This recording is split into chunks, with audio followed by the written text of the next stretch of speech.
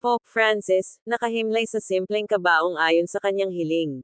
Isang makabagbag damdaming tanawin ng nasal ayan ng buong mundo, nakahimlay na sa isang simpleng kahoy na kabaong si Pope Francis, ang kauna-unahang Latin American Pope at isa sa mga pinakamapagkumbabang leader ng simbahang Katolika.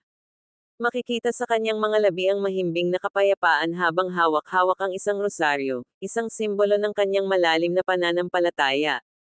Ayon sa kanyang huling kahilingan, hindi marangya kundi payak at simple ang kanyang burol, nakalagak siya sa Santa Marta Residence sa Vatican, kung saan rin siya nanirahan sa halip na sa Apostolic Palace. Ipinakita na rin sa publiko ang kanyang open coffin, isang pagpapakita ng kanyang pagiging totoo at mapagpakumbaba hanggang sa huling sandali. Isang paalala mula kay Pope Francis, ang tunay na kabanalan ay nasa simpleng pamumuhay at taos-pusong paglilingkod. Maraming salamat, Santo Papa.